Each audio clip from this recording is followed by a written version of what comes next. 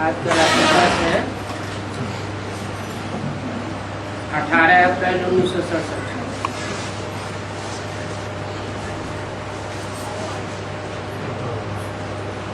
18 अप्रैल 1967 का रात्रि का पूछा,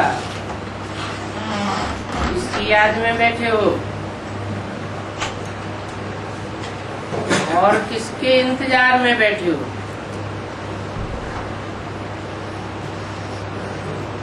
उन्होंने जवाब दिया, शिव बाबा की याद में बैठे हैं, बाप दादा के इंतजार में बैठे हैं। ठीक है, याद तो शिव बाबा को ही करना है। इस समय बाप दादा का इंतजार है। इस समय 67 में बाप दादा का इंतजार है। माना बाप कौन हुआ, दादा कौन हुआ?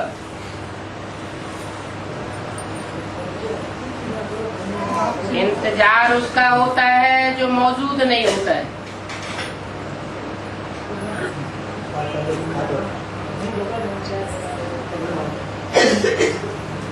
शिव बाबा को याद करना है वो तो ठीक,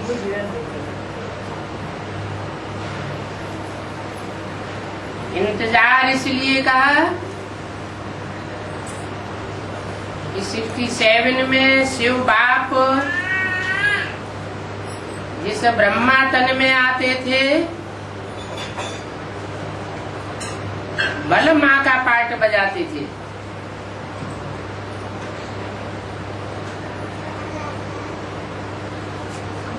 तो भी बूढ़े तन में होने के कारण बाबा कहा जाता। और इंतजार इसलिए कहा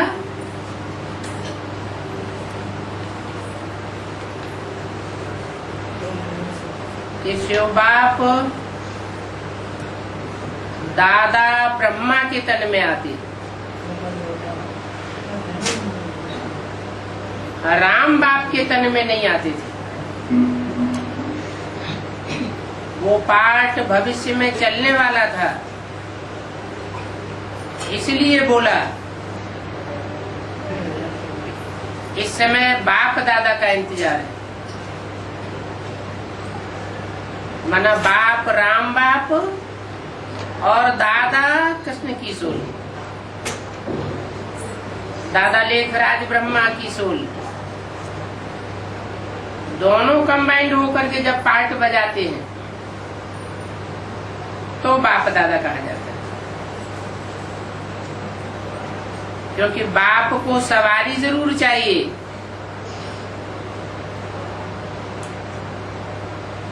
ब्रह्मा के तन में आते थे, वो तो माँ का रूप था।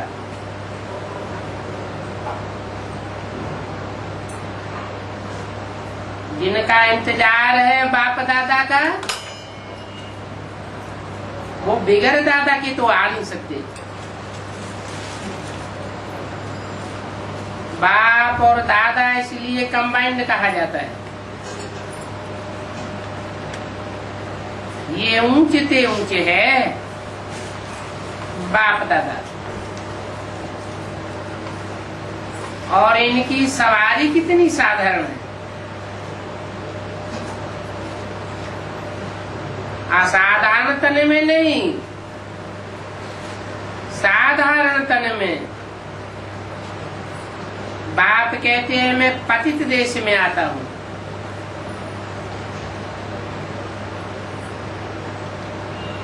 ये पराये रावण का देश है।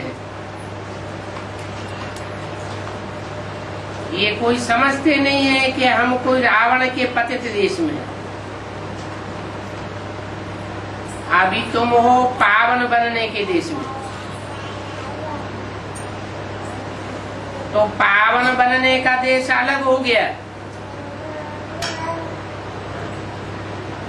उस देश को कहा जाता है संगम। और युगों में ये बातें बोलने की नहीं होती हैं। इस संगम युग का सिवाय तुम ब्राह्मणों के और कोई को पता नहीं।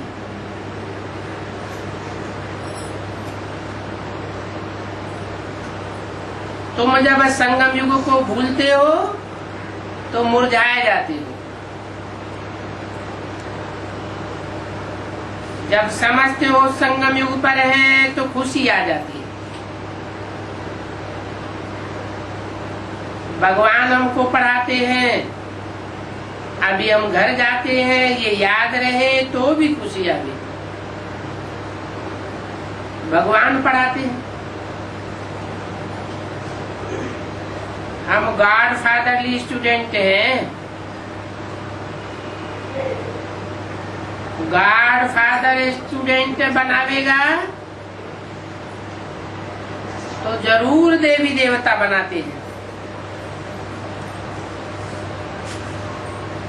अंदर खुशी हो और बाप की याद रहे, पुरुषार्थ भी रहे कि हमारी कहीं भूल चूक न हो जाए, तो अपने ऊपर खबरदारी रखनी होती है। अपने ऊपर बड़ी खबरदारी रखनी। अगर रजिस्टर खराब हुआ तो दुख फील होता रहेगा। बड़ी मेहनत है। स्त्री को पुरुष का भान, पुरुष को स्त्री का भान, ये देह भान मिट जावे, इसमें बड़ी भारी मेहनत है। गंधर्व विवाह तो इसीलिए करते हैं कि हम पवित्र रह करके दिखावेंगे।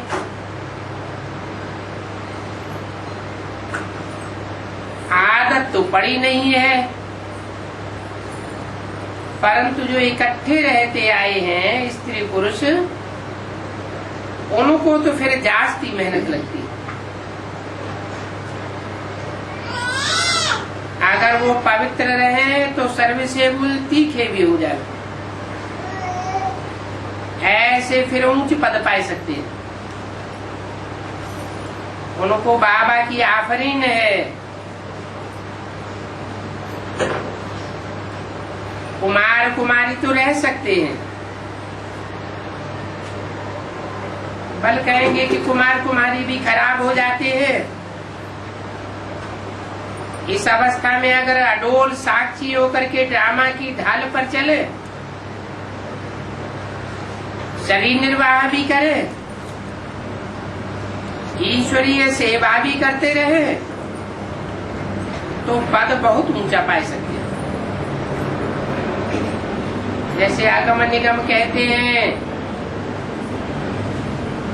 कि प्रोग्राम बनाता हूँ, गांव गांव में पैदल सर्विस करता जाऊं,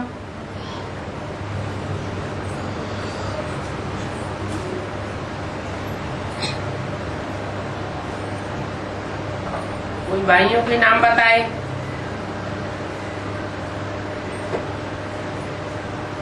अब आगम निगम वेद शास्त्रों को कहा जाता है। वेद ब्रह्मा के मुख से निकलते हैं। उन वेदों की ऋचाओं का फिर शास्त्रों में व्याख्यान दिया जाता है, तो कहा जाता है आगम निगम। तो ये दो भाई हो गए, आगम जो अगम्य है, जिनकी गहराई को सामान्य मनुष्य नहीं पा सकते।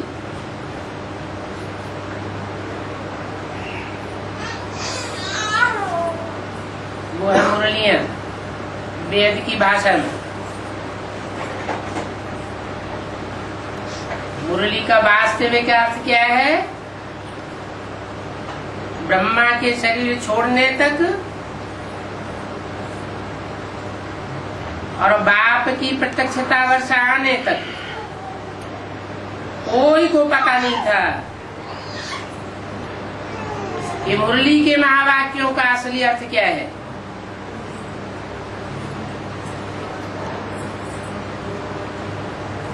तो उन महावाक्यों को कहा जाता है अगम।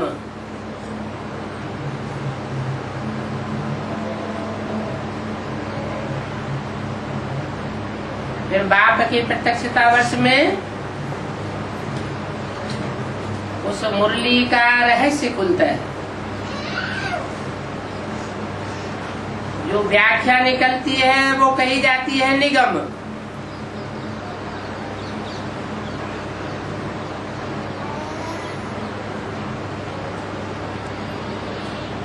उनका प्रोग्राम बताया। वो अगम निगम कहते हैं कि गांव गांव में जाकर के प्रोग्राम बना करके पैदल सर्विस करता जाऊं। डर की तो कोई बात नहीं है। ऐसी सर्विस करते रहे तो बहुत ऊंचे पद पा सकते हैं। ब्रह्मा बाबा के सामने कोई हद में आगम निगम के भाई बैठे थे। शिव बाबा ने उनका निमित्त बेहद की बात बताई थी। ये रामकृष्ण की आत्माएं हैं।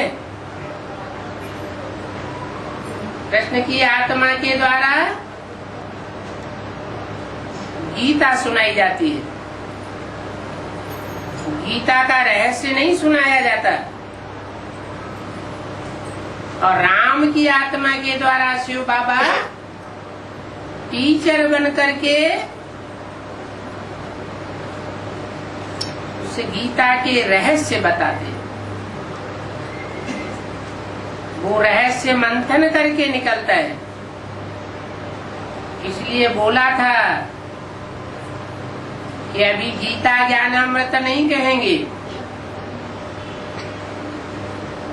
अमृत तो मंथन करने से निकलता है।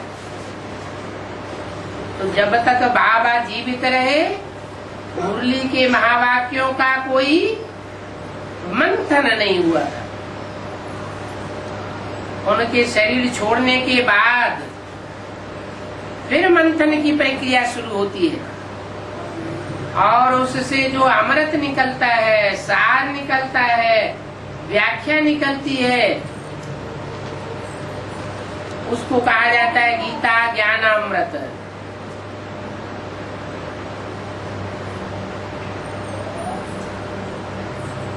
उस अमृत बरसाने वालों के नाम बताए, अगम और निगम। ब्रह्मा के मुख से वेद भाषा अगम और राम बाप के मुख से उस अगम वेद भाषा का, वेद की ऋचाओं का व्याख्या का काम शुरू होता है। उसको कहते हैं निगम। ये अगम निगम मिलकर के गाँवड़े गाँवड़े में सेवा करते रहे। डर की इसमें कोई बात नहीं। ये डर की बात क्या बताई थी?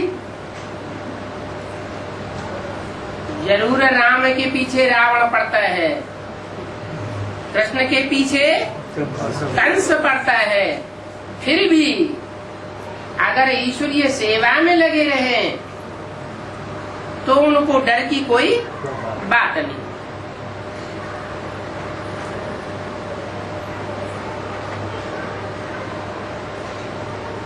पैसे आदि की भी कोई बात नहीं है।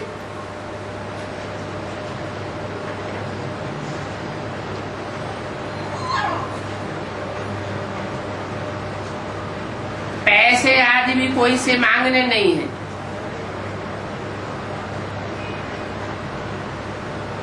अगर कहें तो कहो हेड ऑफिस में भेज दो।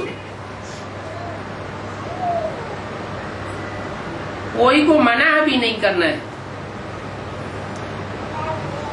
कि हम तुम्हारा नहीं लेंगे।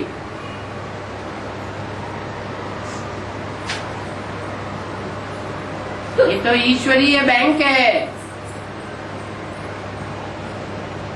ईश्वरीय बैंक में जितना ब्याज मिलता है उतना और कोई बैंक में ब्याज नहीं मिल सकता। तो समझाया है तब देते हैं, तो जरूर कुछ बीज बोए ले, भारी कमाई हो जाएगी। तो ये गाँवों की सर्विस का प्लान बहुत अच्छा है।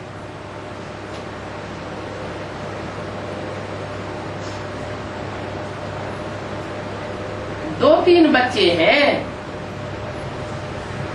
जिनको ये शौक है।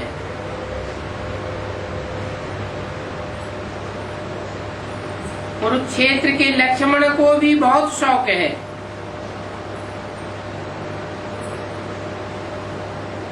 लिखते हैं कि ये जिस्मानी सर्विस छुड़वाए दो तो मैं रूहानी सर्विस में लग जाऊं। दोनों स्त्री पुरुष जोड़ी है जो इस सर्विस में लगे रहे। गृहस्थ व्यवहार में रहकर के, योग में रहकर के सर्विस करते रहे तो उनकी महिमा बड़ी भारी निकली। बाबा को जोड़ियां बहुत चाहिए। क्यों? जोड़ियां इसलिए चाहिए, इस विद्यालय का लक्ष्य ही है नर से नारायण और नारी से लक्ष्मी की जोड़ी बनाना। ये प्रवृत्ति मार्ग का ज्ञान है,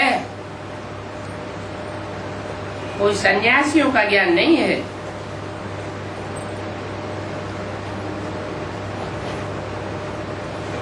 उन जोड़ियों के लिए गवर्नमेंट से खर्चा भी मिल सकता है।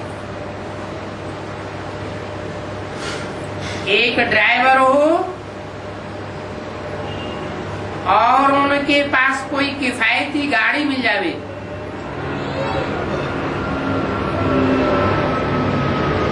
तो ज्ञान रत्नों की प्रदर्शनी को साथ में लेकर चारों ओर चक्कर लगाती रहे।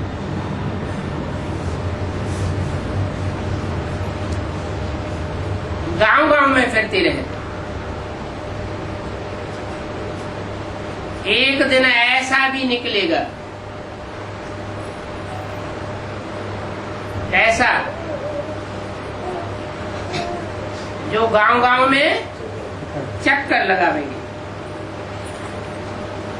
परंतु सर्विस का शौक चाहिए। बाप कहते हैं कि तुम बेहद के बाप के बने हो, तो तुमको अशरीरी होकर के बाप को याद करना चाहिए। इसमें तुम्हारी कमाई है। भक्तों की कमाई नहीं होती है। भक्त तो दर्शन करते हैं, दीदार करते हैं, साक्षात्कार करते हैं। यहाँ साक्षात्कार की बात नहीं, दर्शन की बात नहीं, यहाँ तो याद है। भक्ति मार्ग में कीर्तन करते हैं और ज्ञान मार्ग में याद करते हैं।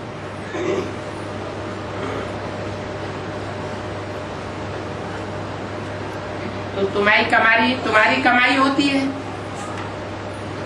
जितना याद करेंगे उतनी कमाई। फिर भी बहुत बच्चों से मेहनत पहुंचती नहीं है। जब कमाई होती है तो जिनकी दुकान में बहुत कमाई होती है वो कब आराम नहीं करना चाहते, क्योंकि ग्राहक बहुत आते हैं तो आराम ही उड़ जाता है। बेहद की कमाई है। माया तो चक्कर लगा करके उल्टा सुल्टा काम कराती ही रहेगी। और तब तक कराती रहेगी जब तक कर्मातीत अवस्था न बने। कर्मातीत अवस्था हो जाएगी फिर माया पीछा करना बंद कर देगी। कर्मातीत माना हम उल्टी सीढ़ी चढ़ते हैं। 63 जन्मों की उल्टी सीढ़ी चढ़ते चढ़ते जब द्वापर को क्रॉस करके त्रेता में चढ़ना शुरू करते हैं तो पाप कर्म होना बंद हो जाते हैं।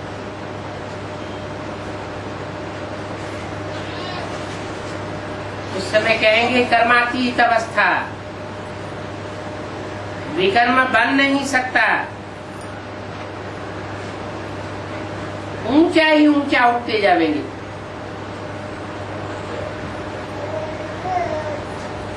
बुद्धि नीचे नहीं जाएगी। डिस्चार्ज आदि भी बंद हो जाएगा क्योंकि शक्ति ऊपर चढ़ने की आदि हो जाएगी। इसको ऋषि मुनि भक्ति मार्ग में कहते आए हैं कुंडलनी शक्ति जागृत होना।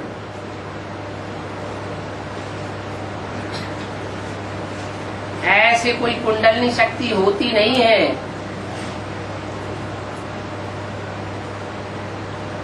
कि तुम्हारी असली याद का तेज है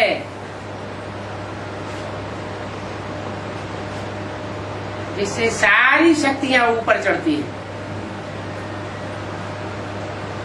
फिर माया कोई उल्टा सुल्टा काम नहीं करा सकती। तो माया जीत बन जाती हो।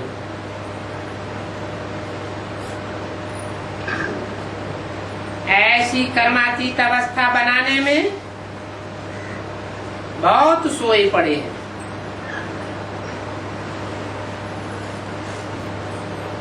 ऐसे सोने वालों को आगे चल करके मालूम पड़ेगा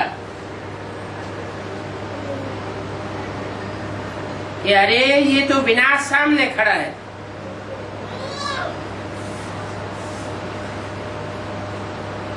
तुम देखते रहेंगे कैसे बांस गिरते हैं।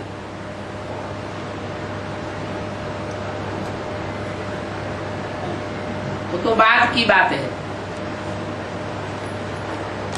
उससे पहले भारत में खून की नदियां बहनी हैं।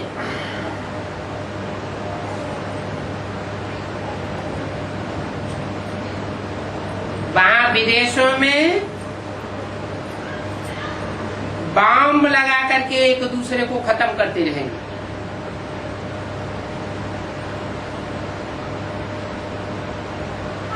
वहां खून की नदियां नहीं बहेंगी और भारत में खून की नदियां बहती हैं।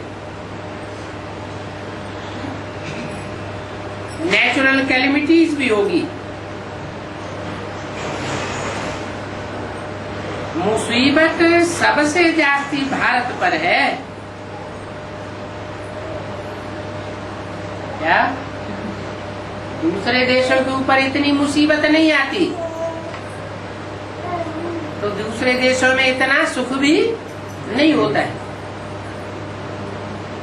अमेरिका में स्वर्ग होता है क्या? यूरोप में स्वर्ग होता है क्या? नहीं। भारत में ही स्वर्ग होता है और भारत में ही और नरक होता है। तो दुख भी भारत में बहुत।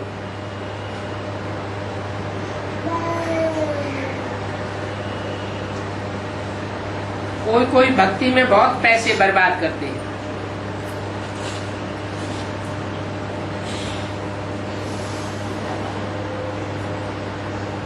बाप समझाते हैं अब तो तुम्हें ज्ञान मिल गया, अब इन संसदा की बातों पर क्यों इतना पैसा बर्बाद करते हो?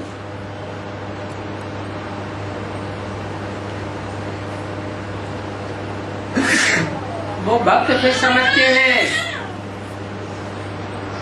कि ये बच्चियां हमको क्या पढ़ावेंगी। उनके उनकी बुद्धि में बैठता नहीं है कि इनको पढ़ाने वाला भगवान बाप है।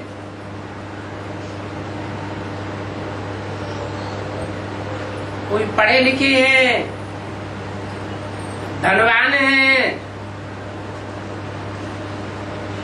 ऊंच मान मर्तबा वाले हैं, तो ज्ञान सुनते सुनते लड़ पड़ते हैं।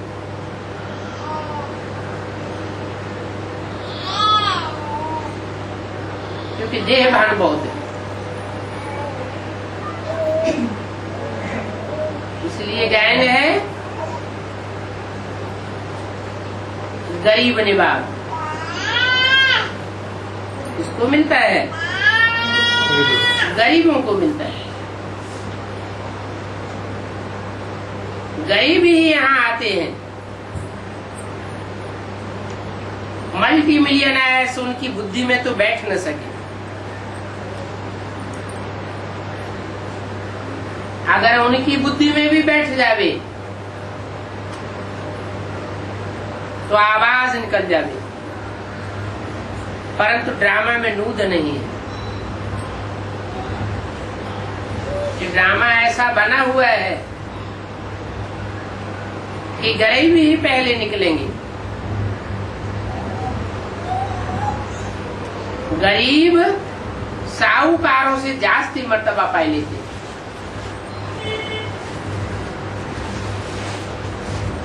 खुदा न खास्ता अगर कोई धनवान निकल भी पड़े, मर्तबा वाला निकल भी पड़े, तो बाप कहते हैं इनसे तो हमें काम लेना है। जो काम लेना है वो काम निकल जाता है, फिर उनकी बुद्धि माया खराब कर देती है।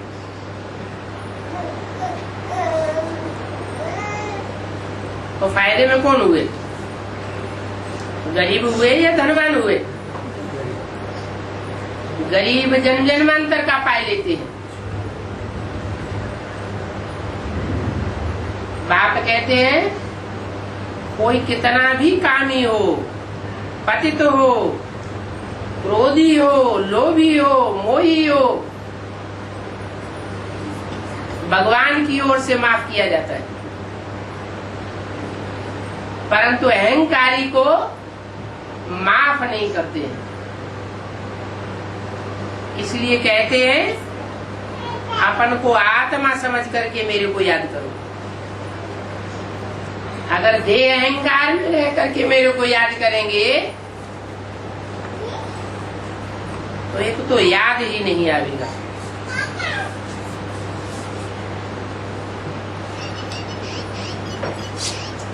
क्योंकि बाप है निराकार। निराकारी माना निरहंकारी, निरहंकारी और निर्विकारी।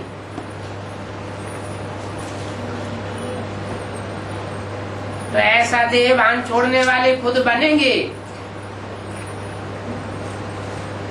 तो बाप जैसी अवस्था बच्चों की भी बनेगी। अच्छा, बच्चों को गुड नाइट।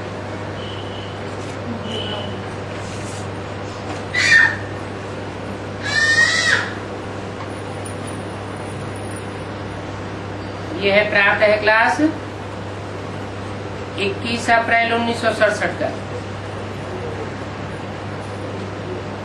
रिकॉर्ड चला है मुखड़ा देख ले प्राणी जड़ा दर्पण में। कौन सा दर्पण है? तो ऐसे ही गीत गाए देते हैं, अर्थ तो समझते नहीं है। यहाँ तो बाप कहते हैं ये फिल्मी गीत जब बनाए गए थे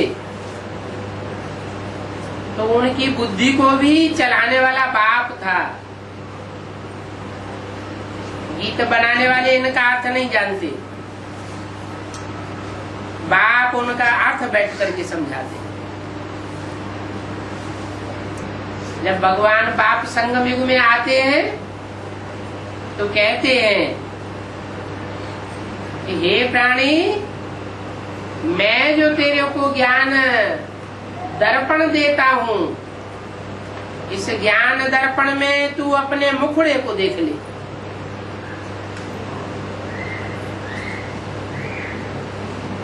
कितने पाप भरे हुए हैं, कितने पुण्य भरे हुए हैं। वो दर्पण में सब दिखाई पड़ेगा। 84 जन्मों की हिस्ट्री ही क्लियर हो जाएगी। आत्मा पार्टधारी है ना, उस पार्टधारी को बेवकूफ कहा जाता है, जो अपने पार्ट को नहीं जानता।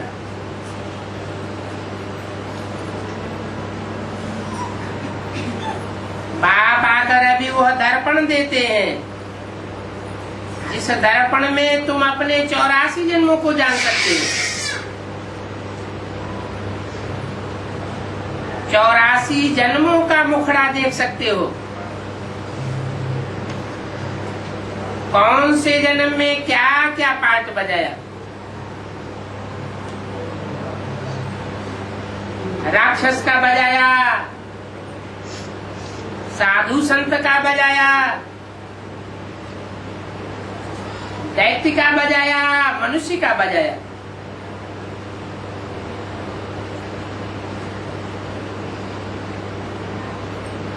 अब बाप आत्माओं को समझाते हैं कि ये गीत तो भक्ति मार्ग वालों का बनाया हुआ है।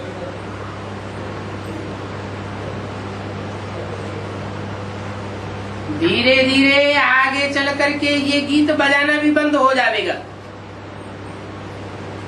आगे चल के माने कब?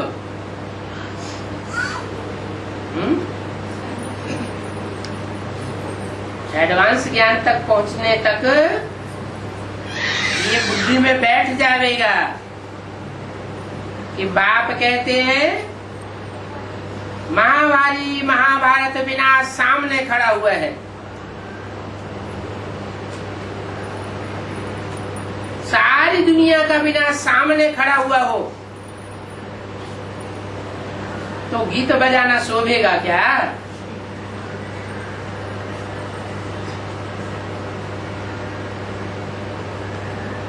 घर में मोहल्ले में आग लग रही हो और कोई ढोलक मजीरा लेकर के बैठ जावे, गीत गाना शुरू कर दे तो कैसा लगेगा?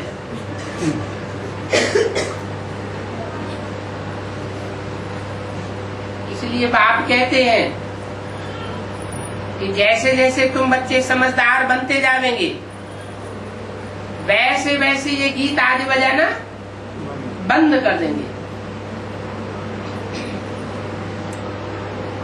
बेसिक नॉलेज के छोटे छोटे बच्चों की बुद्धि में ये बात नहीं आती है। बाबा ने मुरली में कहा कि ये टैप रिकॉर्ड बाबा की वाणी ज्यों की त्यों सुनाता है। इसलिए जिनके पास पैसे हैं वो टैप रिकॉर्ड अपने घर में रखें, खुद भी बाबा की एक्यूरेट वाणी सुने और दूसरों को भी सुनावे। परंतु बेसिक नॉलेज के छोटे छोटे बच्चों ने क्या किया? वो टैप रिकॉर्ड तो रखे लेकिन उनका उपयोग किस बात में किया? गीत बजाने में।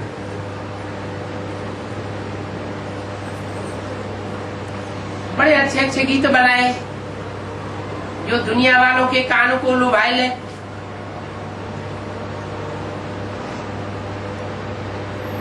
बंबई से फिल्मी कलाकार भी बुला लिए, उनके द्वारा गीत तैयार किए। परंतु ये सब बच्चा बुद्धि की बातें हैं। इसलिए पहले से ही बता दिया कि धीरे धीरे ये गीत आदि बजाना बंद हो जाएंगे। इनकी तो दरकार ही नहीं है। हमारा तो राजयोग है शांति का, इसमें कोई आवाज की दरकार नहीं। ये कोई आर्टिफिशियल याद नहीं है। बच्चा माँ को याद करता है, माँ विलायत में गए हुए अपने बच्चे को याद करती है, बाप बेटे को याद करता है। तो कोई गीत सारंगी आदि बजा के याद करता है?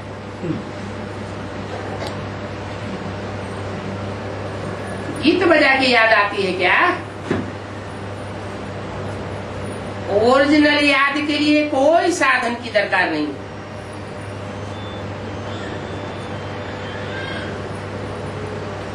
तो उन गीतों की दरकार ही नहीं है। ये तो सिर्फ इनका सार समझाया जाता है। अभी तुम यहाँ जब बैठते हो तो अपन को सिर्फ आत्मा समझो।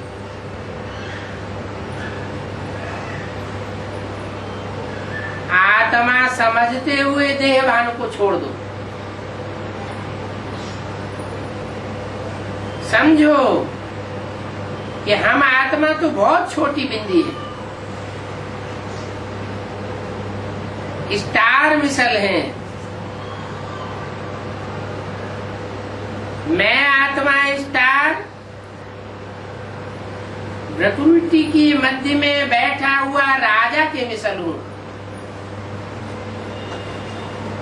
जो इस सारे शरीर रूपी राज्य का संचालन करता हूं। इस शरीर द्वारा पार्ट बजाता हूं, परंतु ये आत्मा का ज्ञान कोई में नहीं है सिवाय तुम बच्चों के। तो जिसके पास कोई स्पेशल चीज हो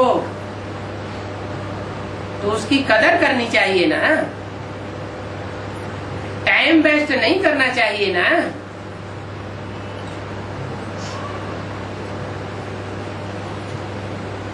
बाप बैठ समझाते हैं, अपन को आत्मा समझ मुझ बाप की याद में बैठना है।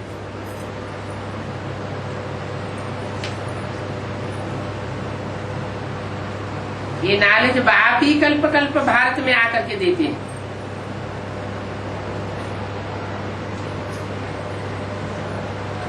भारत में ही आकर के क्यों देते हैं?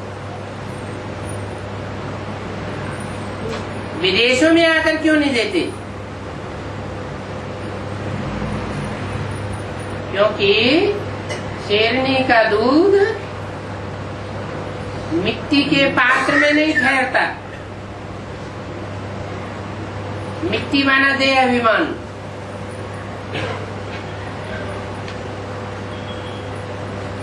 कामी इस्लामी अरबियंस, क्रोधी क्रिश्चियंस, यूरोपियंस, लोभी मुस्लिम। मुस्लिम धर्म खंड अलग है ना। अफगानिस्तान, पाकिस्तान, ईरान,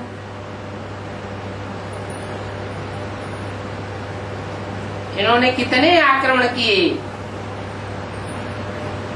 लोभ के वशीभूत होकर के भारत को तहस नहस किया। जैसे चोर डकैत होते हैं, लोभ में आकर के कितने उल्टे पट्टे काम करते हैं, हत्याएं करते रहते हैं।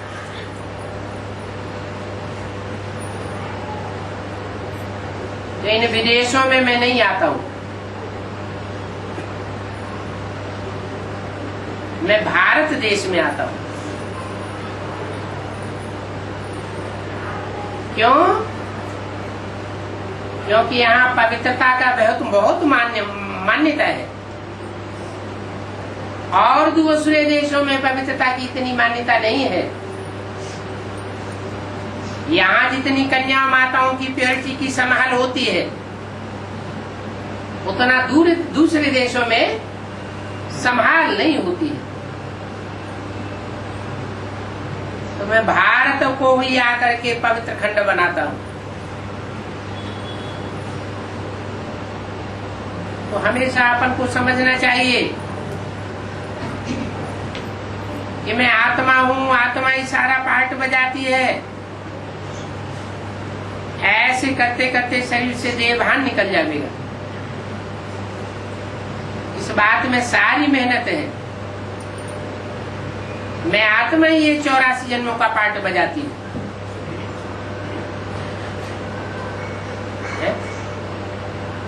आत्मा ही बजाती हूँ, और जो 84 जन्मों का पार्ट नहीं बजाते हैं वो आत्मा नहीं है, नहीं है। जिनके 83 जन्म है, 82 जन्म है, कम जन्म है, वो पक्की आत्मा अपने को समझ नहीं सकते, अंत तक देहभान में आ जाते हैं और अंतमते सो गति हो जाती है।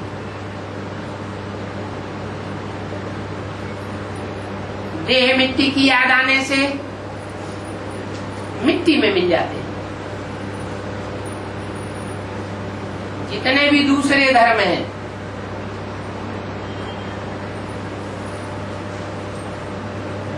उनमें उनके फॉलोअर्स जब प्राण छोड़ते हैं तो शरीर को मिट्टी में दबाया जाता है, और भारतवासियों के शरीर को जलाया जाता है। माने भारतवासी अपने देहभान को खाक कर देते हैं, राख बनाई देते हैं। और विदेशी धर्मों में कन्वर्ट होने वाली आत्माएं ऐसा नहीं कर पाती। कुछ न कुछ देहभान की मिट्टी रह जाती है, इसलिए वो पूरे 84 जन्म नहीं ले पाते।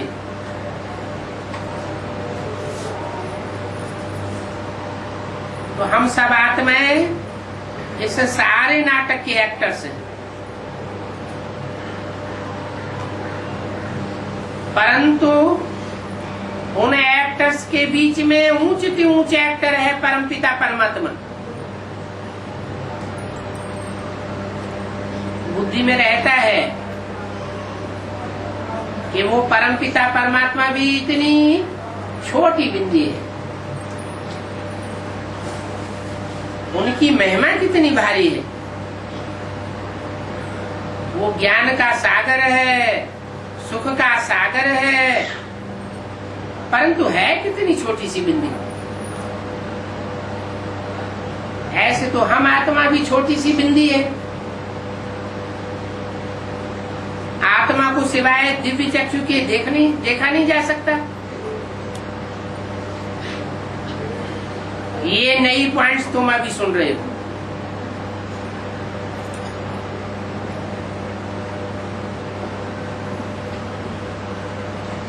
दुनिया इन बातों को नहीं जानती है।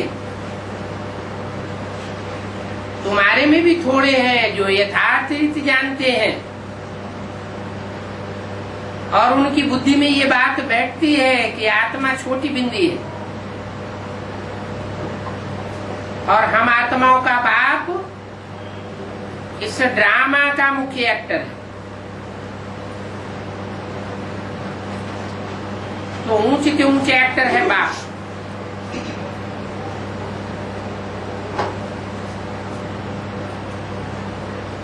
इन सब एक्टर्स के ऑक्यूपेशन का तुमको पता है।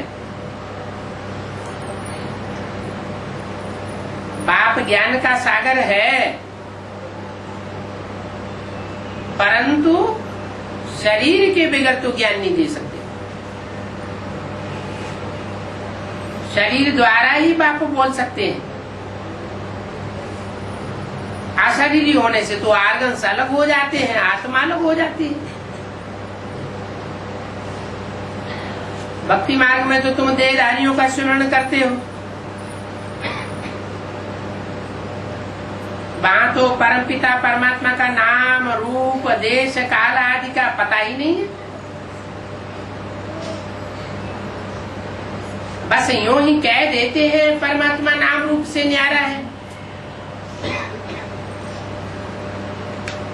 बाप कहते हैं नामानुसार तुम जो नंबर 1 में थे,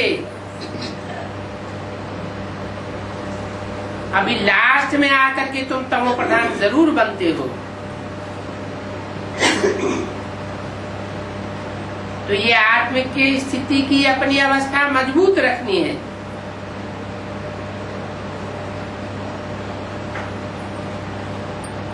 पक्का पक्का बुद्धि में बैठा दो। अमृत वेले उठते ही ये फाउंडेशन पक्का कर दो, कोई संकल्प ना आने पाए सिवाय मैं आत्मा ज्योति बिंदु। मैं आत्मा इस शरीर द्वारा बात करती हूँ। आत्मा में ही ज्ञान है, ये ज्ञान कोई की बुद्धि में नहीं। तुम्हारी बुद्धि में है कि हमारी आत्मा में 84 जन्मों का पाठ अविनाशी नुदा हुआ है। आत्मा एक शरीर छोड़ करके दूसरा लेकर के पाठ बजाती रहती है। ये बहुत नई नई पॉइंट्स हैं,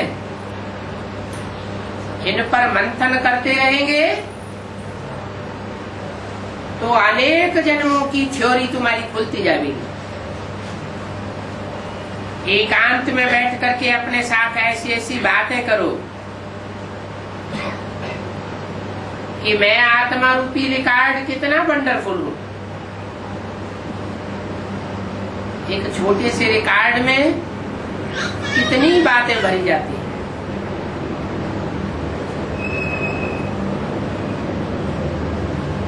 पहले बड़े बड़े रिकॉर्ड होते थे ग्रामोफोन के, एक रिकॉर्ड में एक ही गीत होता था 2-4 मिनट का।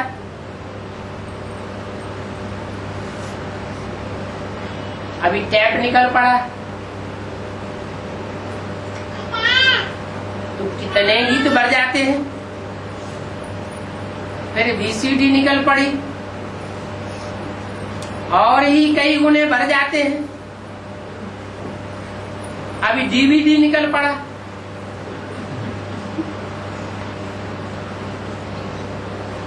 तो आत्मा उससे भी छोटा रिकॉर्ड है। इतना सूक्ष्म रिकॉर्ड और इतने जन्मों की हिस्ट्री भरी हुई है।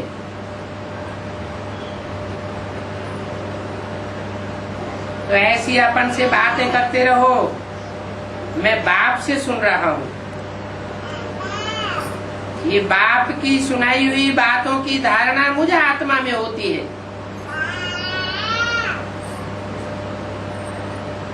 मुझे आत्मा में ये 84 का पार्ट भरा हुआ है। वो रिकॉर्ड तो विनाशी होते हैं और मैं आत्मा अविनाशी पाठधारी हूं। ये बात अंदर में घड़ी घड़ी घूमना चाहिए। हम तमो प्रधान आत्मा से अब सतो प्रधान बनते हैं। साधु संत आदि तो सब भक्ति मार्ग के तमो प्रधान है, दे अभिमानी है। उनको ये आत्मा का ज्ञान है ही नहीं। कितनी बड़ी बड़ी किताबें अपने पास रखते हैं और फिर अहंकार देखो कितना है। उनको कितने बड़े बड़े टाइटल्स मिलते हैं।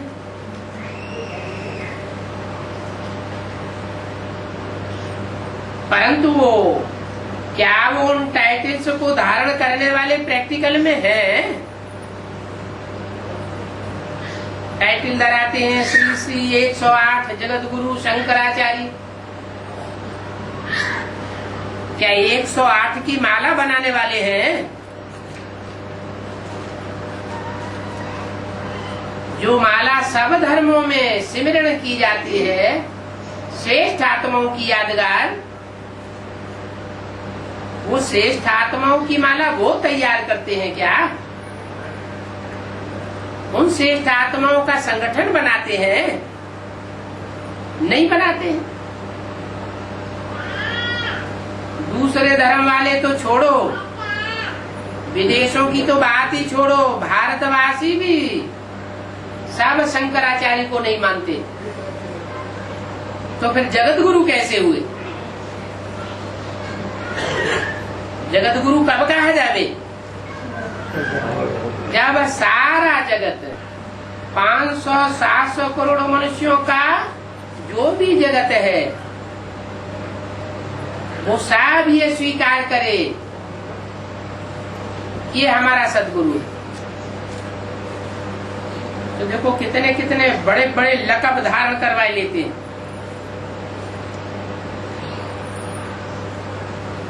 फिर क्या ये लक़ब धारण करने वाले हैं?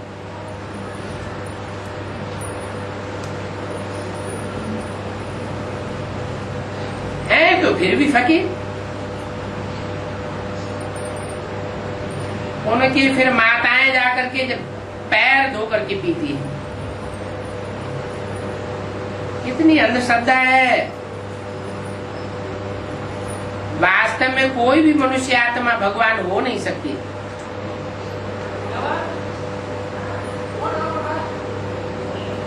ये तो है ही तमो प्रधान दुनिया।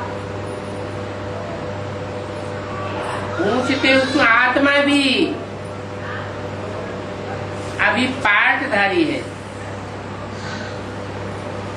और इस समय तो सब मनुष्य मात्र तमो प्रधान है। आजकल जो जास्ती भक्ति करते हैं, साथ साथ बहुत पढ़ते हैं, उनका ईमान है, क्योंकि ये भक्ति का राज्य है। भक्ति रावण से आती है, ज्ञान राम से आता है। अभी तुम ज्ञान लेने वाले कितने थोड़े हो, और भक्ति मार्ग तो कितना बड़ा है। जहां देखो वहां भक्ति ही भक्ति है। अभी तुमको तो इस भक्ति से जैसे बांस आती है,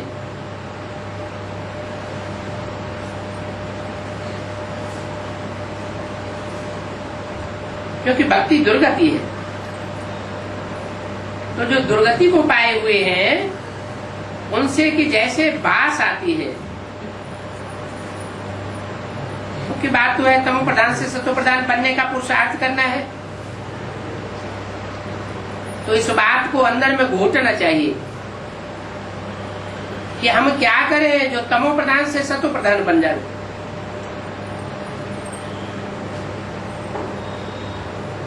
ज्ञान सुनाने और सुनने वाले बच्चे होने चाहिए, बाकी लवारी तो बहुत है, याद में रहते नहीं है। अंदर में अंतर्मुखता भी तो होनी चाहिए। बुद्धि में रहे कि हमको तो बाप की याद से पति से पावन बनना है, सिर्फ पंडित नहीं बनना है। रावण भी क्या था? ब्राह्मण था, पंडित था। रावण के हाथों में क्या दिखाए जाते हैं? वेद शास्त्र दिखाए जाते हैं। इस पर एक पंडित का मिसाल भी है कि माताओं को कहता था कि राम नाम जपने से सागर से पार हो जाएंगे।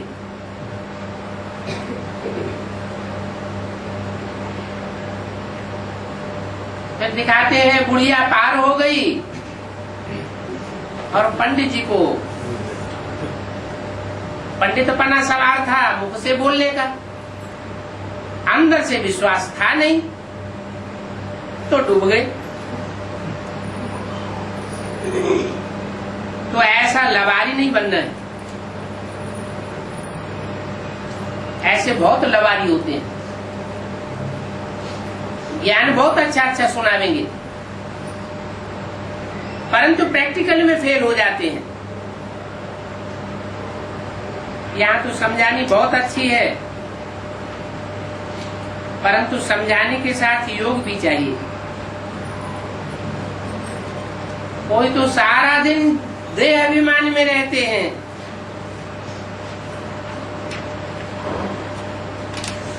देह अभिमान के कारण सारा दिन बाबा को याद नहीं करते। नहीं तो बाबा को चार्ट भेजना चाहिए, बाबा मैं इस समय उठता हूं 21 अप्रैल 1967 की वाणी का दूसरा, परंतु बच्चे कुछ भी समाचार नहीं देते। ज्ञान की लवार बहुत चढ़ी रहती है।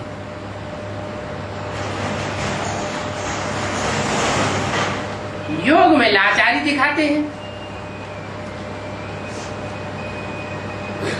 बल बहुत बड़ों बड़ों को ज्ञान देते हैं, परंतु योग में बहुत कच्चे हैं। योग में कच्चे होंगे तो कोई के ऊपर असर बैठ पड़ेगा ही नहीं।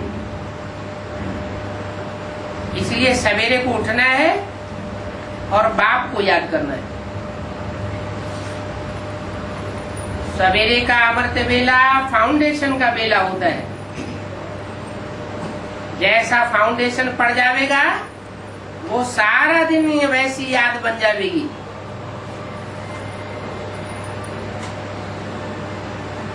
बाप को याद करते रहे, मंथन करते रहे, महिमा करते रहे। बाबा आप कितने मोस्ट बिलीवर्ड हो, ये ड्रामा कितना विचित्र बना हुआ है। इस विचित्र ड्रामा के राज को कोई भी नहीं जानते। भक्ति मार्ग में कितना तूफान है, परंतु न आत्मा को जानते हैं न परमात्मा को जानते हैं। तो जो अपनी आत्मा को भी नहीं जानते, आत्मा के बाप परमात्मा को भी नहीं जानते, वो है जानवरों से भी बदतर। हम भी ऐसे ही थे। माया के राज्य में कितनी दुर्दशा हो जाती है, इतनी दुर्दशा हो जाती है कि एकदम लंपट बन पड़ते हैं।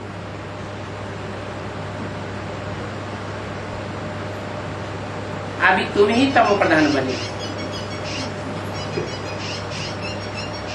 ये ज्ञान तुम कोई को भी दे सकते हो कि आत्मा सतो प्रधान होती है तो देवता होती है, तमो प्रधान बनती है तो लंपट बन जाती है, राक्षस बन जाती है। कोई को भी बोल सकते हो कि तुम अपन को आत्मा समझो। आत्मा सतो प्रधान, आत्मा तमो प्रधान। अपन को सतो प्रधान बनाना है तो पहले तो इसके लिए अपन को आत्मा समझना जरूरी है। कोई से भी बात करो, उनकी भ्रकुटी में आत्मा देखने की कोशिश करो। जो गरीब हैं उनके लिए तो और ही सहज है। साहूकारों को तो मान मर्तबे का झंझट बहुत रहता है। उनके लिए तो आत्म की स्थिति में स्थित होना बहुत मुश्किल है। इसलिए बाप कहते हैं मैं साधारण तन में आता हूं, बहुत धनवान के तन में आऊं, गोरे चिट्ठे के तन में आऊं, असाधारण तन में आऊं तो क्या घाटा हो जाएगा।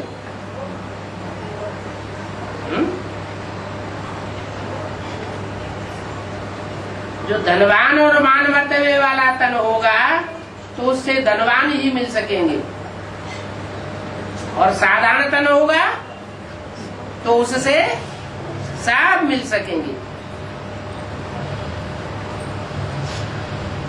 मैं ऐसे में आता हूं जो न बहुत गरीब होता है, जो दर दर भीख मांगने वाला हो, और न बहुत साहूकार होता है।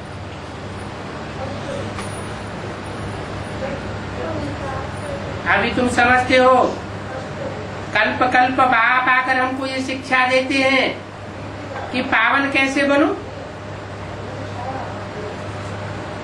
बाकी बाबा तुम्हारे धंधे आदि में खिचपिट है, ऐसा है वैसा है, इन बातों के लिए नहीं आया हुआ। बहुत करके यह बातें सुनाते रहते हैं, बाबा हमें पर्सनल बात करनी है, फिर अपने लौकिक धंधे दौड़ी की बातें सुनाते रहेंगे। ये नुकसान हो गया, वो नुकसान हो गया। बाप कहते हैं मैं इसके लिए नहीं आया हूँ। इस जन्म में ये बाटा घाटा तो तुमको सहन करना पड़ेगा। ये पूर्व जन्मों का हिसाब किताब है जो पूरा करना है। इसमें मैं कुछ नहीं कर सकता हूँ।